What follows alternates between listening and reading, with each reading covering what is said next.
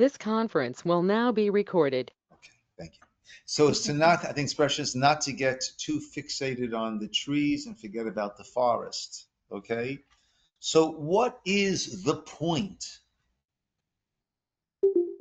of all the mitzvot that we do? God awareness. Good. Right?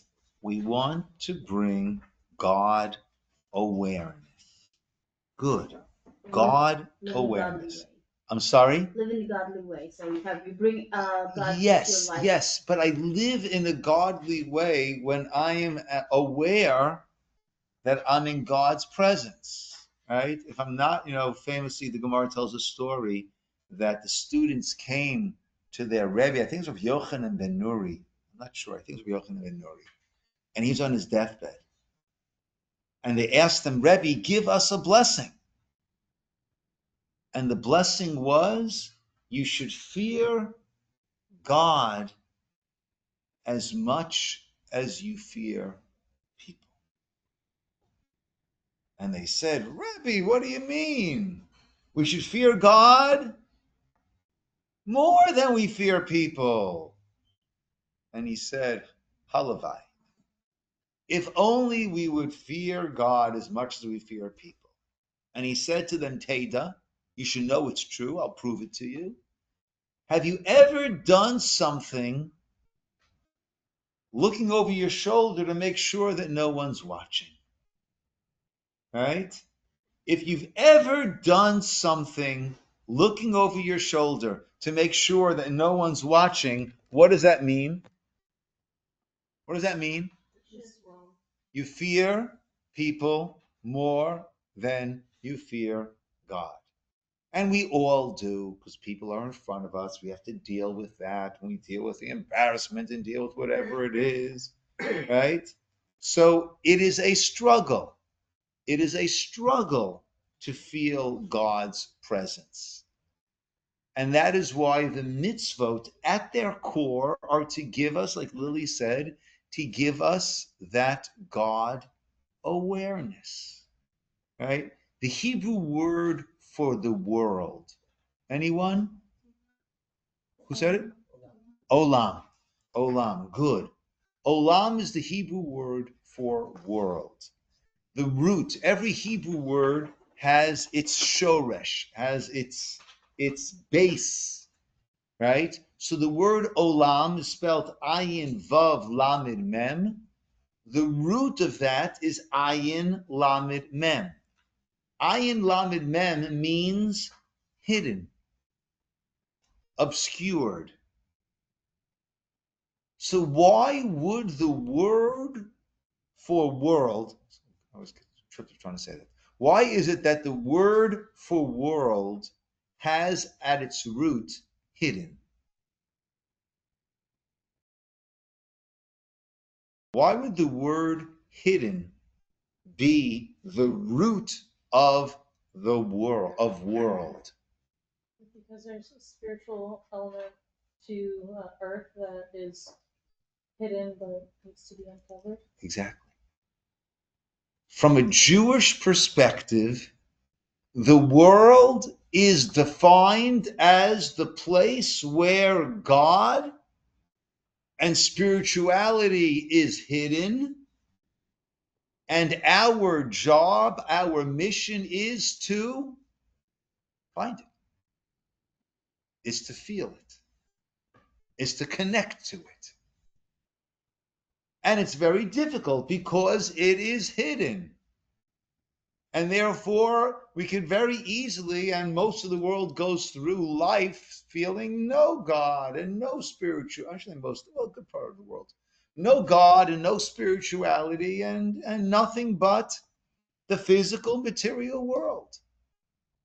And therefore, we who recognize and accept there is a God in this world, so we have these, the Torah gives us these constant reminders of there's God in the world. Kashrut. How does kashrut, keeping kosher, give us God awareness? How does my walking into Wholesome Choice or Ralph's and checking the packaging on something to see if it has an OU or an OK or a cuff K or a star K, or everyone has on their app, right? Yeah. Or the many, many other symbols. You know, with the app, there's a great app called CRC Kosher. Have a kosher. Yeah, it looks like this. CRC Kosher. Okay, CRC Kosher, and they'll give you, right? It's a treasure trove, right? Everybody knows about this already. Yeah, I sing it. I sing this song often, right? They'll tell you what bracha you make on different foods. They'll tell you which whole list of the different kashrut certification symbols, which ones are reliable, which ones are acceptable. They'll give you a whole list of food products. Does it need certification? Does it not need? You want to buy sugar? Does it need certification? It's the same price, and get some with certification. Do that. Help support those that are supporting the kosher organizations. We need them, right? But certain things do and don't need. So how does my checking that certification, what is that meant to do? Because first of all, it disciplines you. Good. And secondly, like you constantly reminder you of you are following what you're supposed to do. Good. Like I'm in God's world. Yeah. Right? Adam and Eve were in the Garden of Eden, and there were things to eat, things not to eat. So if the God didn't want them to eat from the tree of knowledge of good and evil, why did he put it in there? Don't put it in there. Why did he put it in there? I wouldn't say so much to tempt them. To keep them disciplined. To keep them disciplined. To keep them aware that it's God's garden. It's God's garden. And therefore, it's not a free-for-all. The same when you go to someone's house, what they put in front of you at the meal, that's for you to eat. What's in their cabinets, it's not for you to start opening up, because it's not your house. So it was in there so that they know, they can show that it's God's garden. Right? And the whole purpose of life, as we understand it from a Jewish Torah perspective, is life is this plethora of choices, of opportunities that are given to us. And only by our choosing, our using what we call our bechira, our free will, that is what changes us. That is what transforms us and allows us to ultimately have that connection with God. So therefore, when we go into the store and we start checking for the kosher certifications, we take out our phone and we check the app, is this good or not, right? As we're getting bogged down in the minutia, let's keep in mind, by doing this, I am recognizing and I'm accepting I'm in God's world. And therefore, it's not a free-for-all. And it certainly gives us that discipline. It certainly helps with that. You know, the famous story of the mother who's there at the checkout counter, and her kid is crying, I want. You know, they always put all the good chocolates, right? All the things, right? Right as you're checking out. It's funny, Natalie and I were in Mexico. You know what they have over there when you're checking out? Not chocolate bars. Tequila. Yeah. That's what they have over there. That's like it was such an interesting cultural glimpse. You know, that's the quick the impulse buy. I'll get another bottle of tequila. With me, all right, I'll get the Hershey's. You know, with them, I'll get another bottle of tequila. Right? But the kids go, I want. And the mother leans over, whispers something in the kid's ear. Stops. Another mother is there, like, whoa, wow. Right?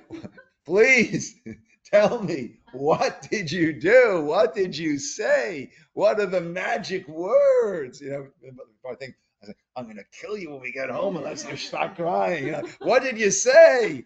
Right? And the mother explained, we're Jewish. And I explained to him that it's not kosher.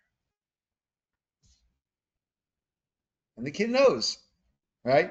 If it's not kosher, right? No matter what, he's going to cry. It's not. It ain't happening, right? Why do kids throw that? It's somewhat manipulative, right? They'll get, who's gonna blink first, right? All right, just stop crying. I'll get you the darn thing, right? Game over. So there certainly is that discipline aspect. There certainly is the discipline aspect. But overall, the mitzvot are there to remind us I'm living in God's world. And that then needs to influence everything I do. How I speak to someone, how I look at someone, everything that I do. If we feel that we're in God's world, in God's presence, so then, right? And you mentioned the kippah. I've mentioned many times, when we are visibly Jewish, representing Judaism, that puts an added sense of an added responsibility and an added opportunity to serve as an ambassador. Because whatever I do when I'm in Ralph's or Wholesome Choice, it's not going to be what that guy did, it's what that Jewish guy did. Right? So therefore, and one could look at it, or one could say, wow, what an opportunity that I could be making a Kiddush Hashem, sanctifying God's name, right? And, right, or otherwise, and even though you don't want to necessarily bring the cart back to where all the carts are, but if you leave it there, it's the Jewish guy who left it there. It's not that inconsiderate guy who left it there and now I can't park there. It's the Jewish guy left it there. So, yeah, there's what to be said, right? That it's a great opportunity. Okay, so again, as we go through all of these detailed laws, it's important not to lose sight, right? And Shabbos, of course, is always reminding us of two things. Which two things is Shabbos always meant to be reminding us of? Okay, but going a step back, Shabbos is our testimony that We believe in Hashem. that I believe in Hashem, but with a certain aspect of believing in Hashem. Right? Remember, we looked at the 10 Commandments. We have it over there on top of the ark. It's in Hebrew. We have 5 and 5, right? And they line up 5 and 5. They also line up in, right? So 1 is with 6, 2 with 7, 3 with 8, and 4, which is Shabbos, lines up with 9, which is not to bear false testimony. So how do those two line up? And we said the first 5 is person to creator or creators, right? We can't just say person to creator because number 5 is honor thy father and mother. So that's not person to God, that is person to creators. Because as the Gemara tells us, we have 3 parents, 3 creators, our mother, our father, and God. Okay, so the first 5 is how to interact between us and our creators. The second 5 is how to interact between us and us, person to person, right? And Rabbi David Foreman has a beautiful teaching on these 5 societal aspects, and it's really five ideas, and this is how it manifests person to creator. This is how it manifests person to person. But let's jump to number 4 and number 9. Observe the Sabbath. Don't bear false testimony. Right? So if false testimony is conveying false information about a person, then Shabbat, Shabbos, the Sabbath, is, or non-adherence to Sabbath, is conveying false information about God. Because Shabbos is meant to be our testimony in our belief that God is the creator. Not that this world always existed. God created this world. Okay? And we Jews don't just believe. It's not just I believe. We don't go onto a mountaintop and meditate in our belief. We do our beliefs. How do we do our belief in God as a creator? Well, our belief is God created over the course of 6 periods, 6 days, and on the Sabbath, on the Shabbat, he ceased to create. So therefore, we on our 6 days of the week are heavily involved in creative activities, and comes the Shabbat, we cease to create. Okay? We cease to create. And that's why, right, God kept molding and changing the world to fit what he wanted it to be. And then came Shabbat, he stopped molding and changing the world. So with us, we stop creating, we stop changing and molding the world. And that's why, as we said before, it's not a day of rest. It would be a lot more restful for me to drive the mile to shul instead of walking the mile to shul. Though I enjoy the walk, but it's not necessarily restful, right? And whereas walking to shul is what I need to do, right? But I can't flip a light switch. Now, there's no lack of rest, there's no exertion in hitting that light switch, or in today's world saying, Alexa, turn on the lights, right? No exertion whatsoever, but I can't do that on Shabbos. Why? Because that is an act of creation. That is an act of molding and changing the world to fit me. And God stopped molding and changing the world on Shabbat. We testify, we give our testimony. That's the 4th and the 9th of the commandments. We give our testimony that we believe in God as a creator by our ceasing to create, change, mold the world on Shabbat. So, as we're going through all of these details of the laws of Shabbat, we have to keep in mind that that's what we are doing. By doing these things and not doing these things, we are giving our testimony and doing our testimony of our belief in God as a creator, right? What you said, Lily, is true. So, well, where do we get these 39 malachot, these 39 categories of creative activity? We get them from the building of the Mishkan, the tabernacle. And the connection then, like you said before, Lily, is, well, creation is God making space in his world for us. Mishkan is our making space for God in our world. Okay, good. So again, as with all these details, let's not lose sight of what it is all about. Okay? Famous story, the person came to Hillel in order to learn the entire Torah while he was standing on one foot. The convert came, and Shammai sent him out of his office.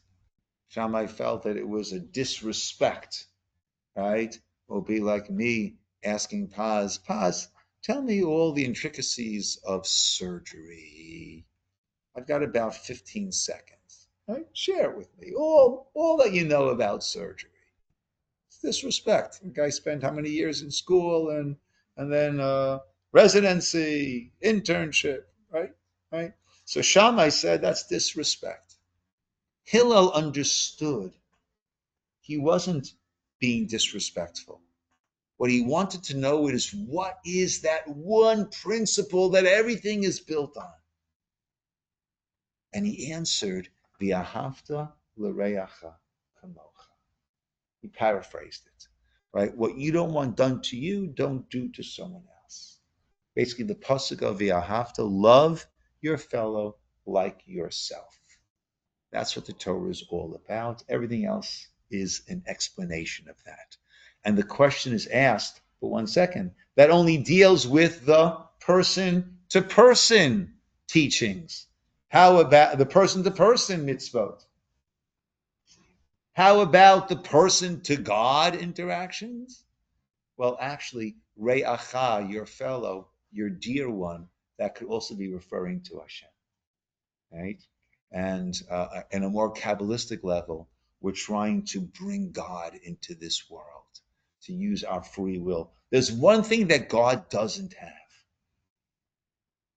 and that's a Yetzer Hara. That's an inclination to do bad, right? And through our choosing God, we are elevating, in a Kabbalistic sense, we are strengthening God here in this world. Okay, so that's the forest. Let's get back into the trees. What are we up to, guys? What page is it? 158. Okay. Yes. Okay. So, as we mentioned, the 39 melachot, there are these different series. There's 11, which are the series of cooking, right?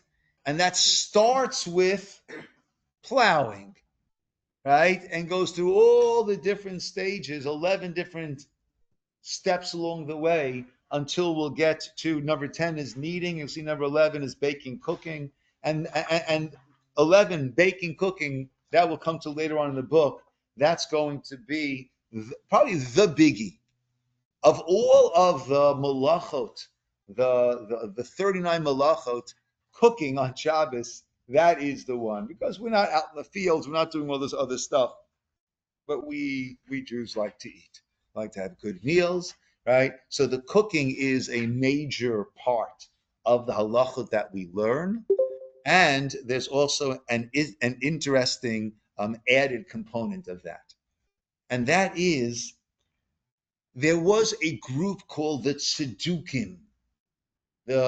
Today they're known as the Karaites. Are you familiar with Karaites? Okay, Karaites is an offshoot of Judaism, small to this day, but they still are. And the Tzedukim back in the biblical time, and not biblical, in the Talmudic times, they rejected all of the Torah Shebaal Peh. Any of the rabbinic interpretations, understandings, rabbinic additions, they rejected that. They take the Torah straight up. And the Torah says straight up, Lo tevaru eish b'chol moshvotechem. Do not burn a fire in all of your dwelling places. And therefore, for them, Shabbos is literally cold and dark. Shabbos is cold and dark. There can't be any lights. There can't be any fire. So therefore, Shabbos is cold and dark, and the food is cold. And that's why we have the custom of cholent. What is cholent? That delicious, I think it's delicious, that delicious stew. And what's unique about cholent? You put it up before Shabbos, and it cooks and it cooks and it cooks overnight. And then Shabbos afternoon, you've got this delicious stew that's been cooking the whole time. But that is because the Tzedukim say that you're not supposed to. We go out of our way to say, no, Shabbos is meant to be warm, illuminated, beautiful, delicious. And that's why we have the custom to eat hot dishes on Shabbos. But how do you do hot dishes on Shabbos without going against the different prohibition aspects of cooking? So that's where most of the really, I'd say most of the really applicable day-to-day, week-to-week Shabbat applications apply. Of the 39 malachot, that is the big biggie. Okay, so we have 11 steps towards cooking.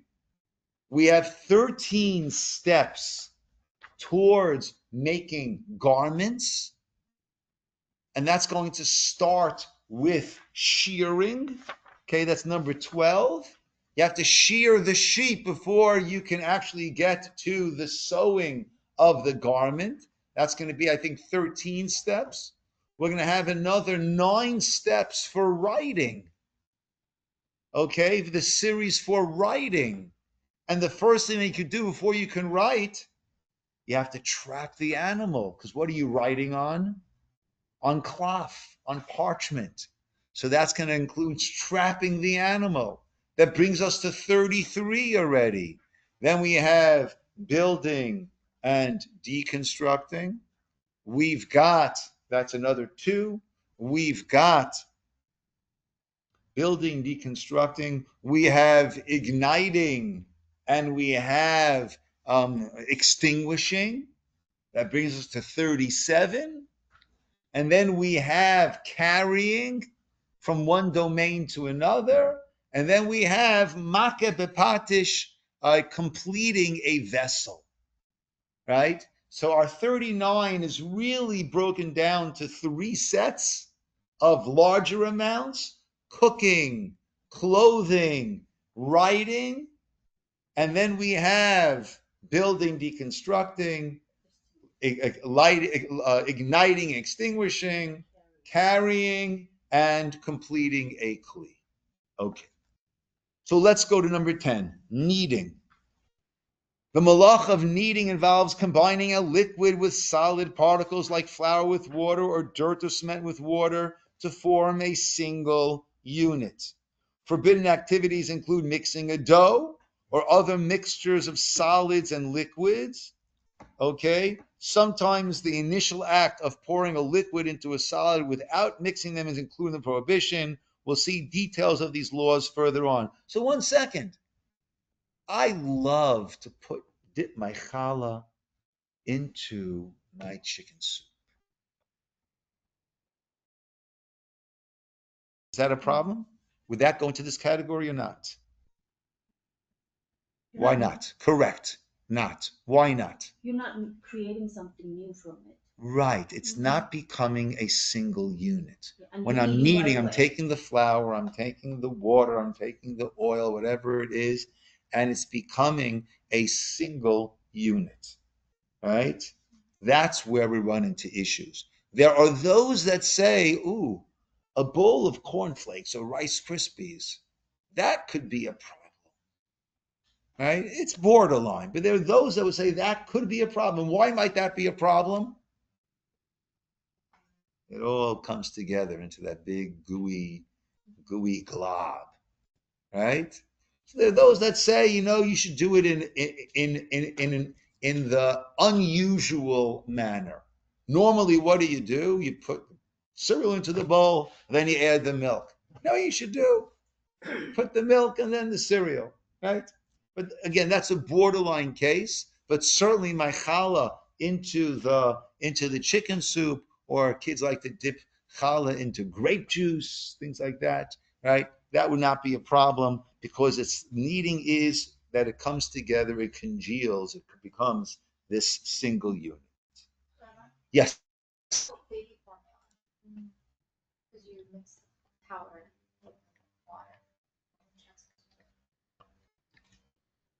Okay. So can I put chocolate powder into milk, right, to make chocolate milk?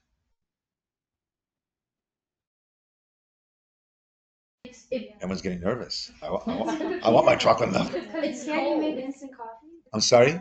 Oh, good. Right? Right? Tea. Right? Instant coffee. But that one goes from the first vessel to the third. So wait. Yes. The third vessel takes care of the problem of the cooking. Yes. But how about the problem of lush, of kneading? So none of those would be a problem, because it's not turning it into a different sort of mass. Okay? It was a liquid, I added some powder. Now what is it?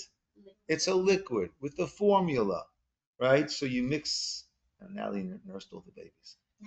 Sorry. It's just powder. It's Powder and water? Water. Yeah, and then it becomes a liquid. So it's like mixing your chocolate Nesquik. What was that? I haven't had it in a long time. Nesquik into your milk, right? It was a liquid. It remains a liquid. Here the issue is where it's going to becoming a different consistency. Flour, water, dough, right? Cement mix, water. It becomes a mixture. It becomes a cement, a whole different consistency, right? The reason why you might have an issue or borderline issue with cereal is because it's becoming this glob, this glob. Interesting. Hot cereal, Hot cereal? right? Oatmeal. Oatmeal, that's interesting. So whereas if you use a kli shlishi, everyone with me on kli shlishi, right? Someone explain to me the kli shlishi, how that works. Ava, klishi, give it to us. The middle vessel, correct? Okay, so what's the kli rishon? What's the first vessel? The one that's being held in. Right, that is where it got cooked in. Either on the fire, the hot water urn is the first vessel. Good. And then, right, we went through this last week, right? And then, right, a first vessel cooks. Anything that goes in there cooks. Major problem. A second vessel doesn't usually cook unless it's of the things that cook easily. And the classic easily cooked item is tea leaves, right? Therefore, tea leaves will cook even in the second vessel. So you want to make tea using tea leaves, using a tea bag, you take from the hot water urn into 1 cup. Thank you. Thank you. Into 1 cup. You take that cup and then you pour it into another cup. Now what do we have? A kli shlishi, the third vessel, and that will not do any of the cooking. So oatmeal, right? So we take care of the problem of oatmeal that it won't be cooking the oatmeal, even though the oats might be kale bishul, things that cook easily, tea-like. Nevertheless, it won't be an issue because we're doing it in a kli shlishi. So that took care of the cooking aspect. But might it go into the category of kneading? It just might. I really have to look into that. It just might, because that, like the flour and the water, that then mixes and becomes a whole different consistency. So that might very well be an issue on Shabbos to make, right? It won't be an issue of cooking if you do the kli shlishi, but it might be an issue of lash. I need to look into that. So Okay. you have to prep it beforehand and then. Or I guess maybe overnight oats. Yeah. Overnight oats, yeah. But those usually eat cold, right? Yeah. Now I make those. We like that. Yeah. That will not be an issue. Yeah, that will not be an issue, right? Or it won't be nearly as good, but you can make your oatmeal mixture and then I don't know, keep it on the blech overnight. I don't know. It doesn't sound too healthy. That's not going to work. Okay. Well, actually, right? We'll come to this when it comes more to the cooking, right? We have one page on cooking over here. I mean, that's a bit of a joke, right? This can be a lot. But just to jump ahead a little bit, if something is fully cooked, can I warm it up, and cold? Can I warm it up on Shabbos? No. It's a loaded question. Okay, thank you, Trishi. It depends, right? Well, is it cooking? If it's cooked and it's cold, is my heating it up considered to be cooking? So Trishi, expound, please. So if it's a solid, it's already fully cooked, so Good. you wouldn't be cooking it. Salads don't cook. Were I to after they're cooked. reheat it, ein bishul achar bishul. There's no cooking after cooking. If it's already cooked, it's cooked. And therefore, there's not a problem of cooking when I heat cold, solid on Shabbos. Well, see, there's a way it needs to be done. That's not so simple. But if it's a liquid, I have a fully cooked chicken soup that's in the refrigerator and I want to warm it up for Shabbos afternoon, no way to do that. I can take it out, I can let it reach room temperature, but to cook it, absolutely not. That I cannot do. Okay? So, in terms of reheating, right, cold food, there are two hurdles that need to be passed in order for it to be permitted. First hurdle is it cooking or not? If heating it up is considered cooking, which is the case when it is a liquid, then full stop, right? Do not go to step 2, right? Exit, right? No. Okay. Now, what is considered to be a liquid and what's a solid, right? Meaning, I don't know, mayonnaise, ketchup. What would you say, liquid or solid? No, solid. Okay, so you're playing it safe, right? But if it's not pourable, then it is considered to be a solid. Okay? So, with that in mind, mayonnaise, ketchup, right, would not be considered a liquid. That would be considered a solid, right? And we'll see when we come to that. So there are, that can be very applicable. So now our oatmeal. I made the oatmeal on Friday and it's cold now. So I want to heat it up, right? It's cooked already. Can I heat it up? Do I pass the first hurdle, the first test? Is it considered cooking when I heat it up? No, it's not considered cooking. Why is it not considered cooking? Because it's a solid and it's cooked. And ein bishul achar bishul. There's no cooking after cooking. It's a solid, it's cooked, it's cooked. So my heating it up is not going to be considered cooking. I've passed the first hurdle, but there is a second hurdle. Is that what you wanted to say? You want to say something else? Rachel. It might be. Isn't it though not? You can't take something like straight from the fridge and put it on the flat. It's like it needs to be. Because the second hurdle is it should not look like you are cooking. Okay? Rabbinically, we can't do something that is mechazeh, Aramaic for it appears kebishul. It appears like cooking. We can't do something that appears like cooking. Okay? And therefore, the way we heat it up is very important. Like you said, I can't take my kugel or so let's say I had chicken Friday night, and I want to heat it up again Shabbos day. So I put it into the fridge, right? So that's going to be a bit of an issue. Meaning, if I'm taking my tray of chicken, which has a lot of gravy, and I'm putting it into the fridge, when I heat it up tomorrow, what's going to happen? All that gravy is going to become, which got hardened overnight in the fridge, is now going to turn back into a liquid. That I can't do. What I can do is Friday night, when I'm putting away the chicken, what can I do? Put on the heater, like If you want to leave it overnight, you can. I don't know how healthy that will be. But what I can do is take out the chicken and put it into a dry pan, right? And then put that into the fridge.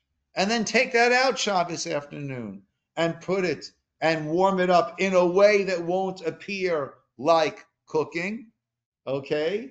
And that way, even though there will always be some gravy, some liquid that was attached to it, right? Well, and there's always juices inside. That's not an issue, right? I don't need to vacuum out the pieces before I put them away Friday night. I take it out. I put it into another pan, right? A drop here, a drop there is not the issue. Okay. But it can't look like I'm cooking. Mechazeh kabishel. It can't look like I'm cooking. So there are a number of ways of doing that. If you actually have a blech, what is a blech? Is that the heating pan? Okay, so a blech is a pan that goes on top of your oven, right? A blech is, I don't have a blech here. A blech is a metal sheet that goes on top of your fire of the oven. So there, you could put it on the perimeter of the blech, but not right on top of the fire.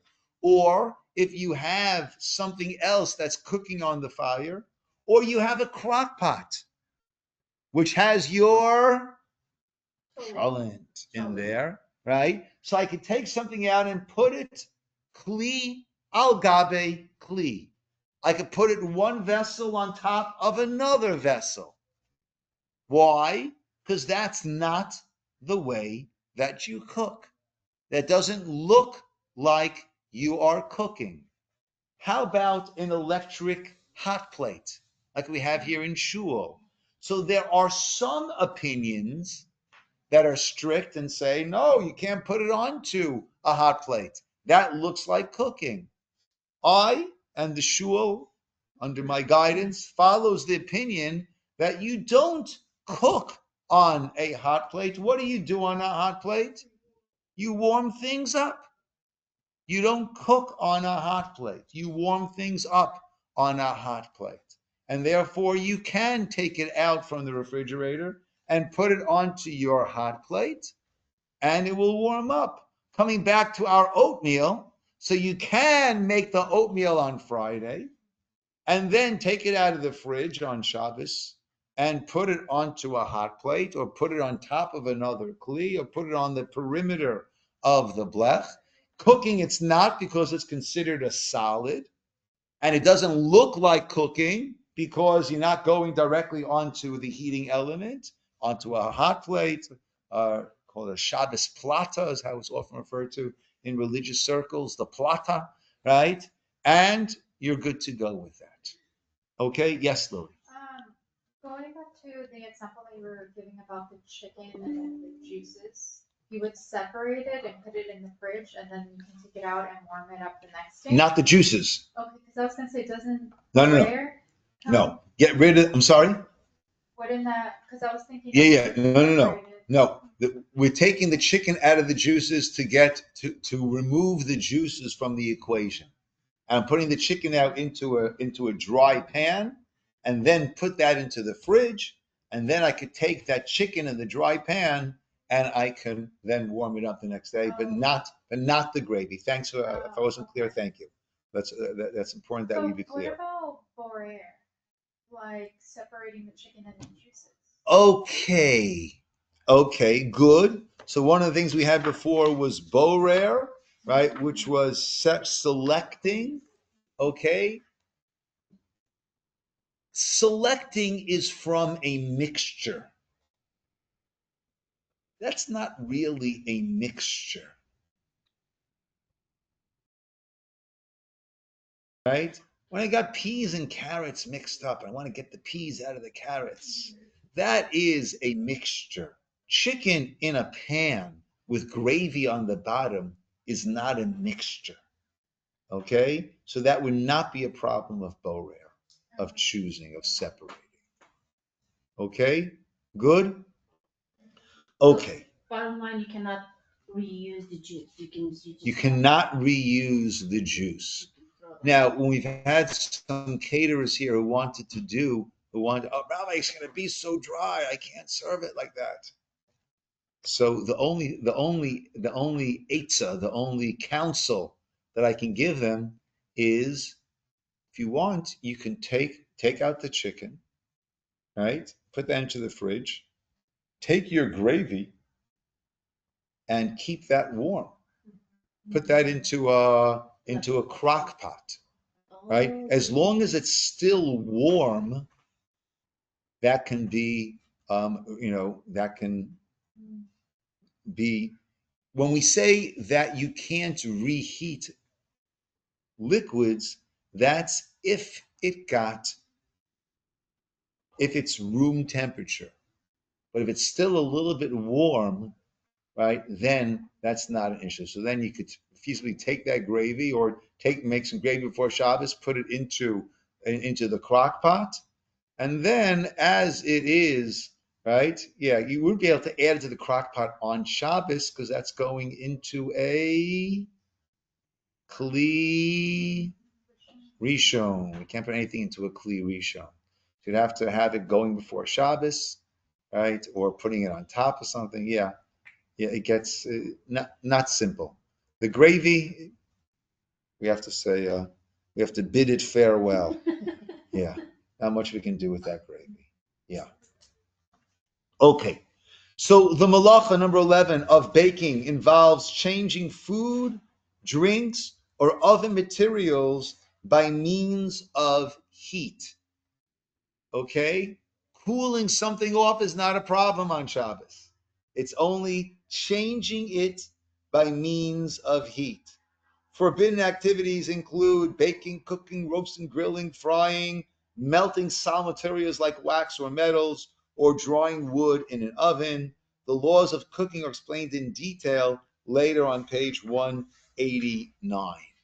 Okay, so just one. Let me. We'll come to. I mean, again, that's going to be the meat of the matter. Okay. Just I mentioned the ketchup. I was going to mention how the fact that ketchup is considered to be a solid, not a liquid, becomes very practical on Shabbos. First of all, is ketchup cooked? I think it is. I think when they process ketchup, they cook it. Yeah. So it is cooked already. So there is no bishul achar bishul. There is no cooking after cooking. Now, how would it become very relevant? So we've spoken about a kli rishon, the first vessel. And when it goes into a kli sheni, there it doesn't cook. Why does a kli rishon cook and a kli sheni not cook?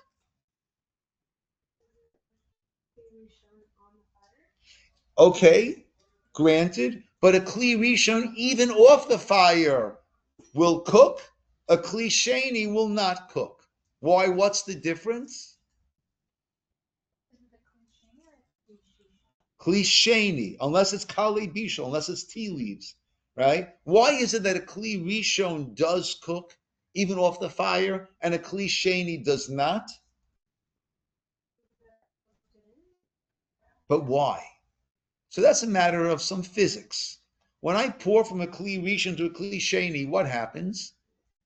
It loses, like they It expand. cools off. Yeah. It cools off, right? Because the kli sheni is cold, kli rishon, the food is hot, and it's got to find a medium temperature. So therefore, the kli sheni automatically cools it off. Now that is by a liquid, right? But if I take a hot potato out of my cholent pot, I take a hot piece of meat, right, off of whatever it's been cooking in, and I put it on my plate. There, that change in temperature is not as stark as it is by a liquid. So if I'm taking a solid piece out of my pot, right, and I put it onto a plate, that still has the capacity to cook other things. That's still very hot, right? So therefore, there I need to be careful what I might be putting on top of it, because that might be considered like putting it onto a cooking kli rishon. But ketchup I can put on. Even though I wouldn't pour ketchup into a kli rishon, onto that piece of meat I can. Why? Because it's already cooked, and it's considered to be a solid, and therefore ein bishul acher bishul. There's no cooking after cooking. So that classification of cholent, of ketchup does enter in a very practical way often on Shabbos. Yes. And also learned something similar just like 2 hours ago. So they talked about that hot potato, and if you want to put butter in, the butter in America considered processed, and butter in Israel does not consider processed. So you can't do it in Israel, or you can't. Like, now I'm confused, but it's like they have Interesting. stuff like that. Yeah. Interesting. Right? Yeah. So was the butter cooked already or not? Right? The pasteurization process. Right? So if it's all pasteurized, it's probably considered cooked. But it could be, right, if you made your own butter in Israel, or if it's not non-pasteurized butter, so then it has never been cooked. And that's right. The only question is, if it's already been cooked, then we differentiate between the solid and the liquid, bishul acher bishul. If it's never been cooked, then we have a serious problem. That's a great application. Okay, I need to pick up a woman for she has yard site tonight. So I need to drive her for davening. So we're going to stop over here. Shkoach, everybody. Thank you. Good having everybody. Should I write RCC a letter saying that can I get this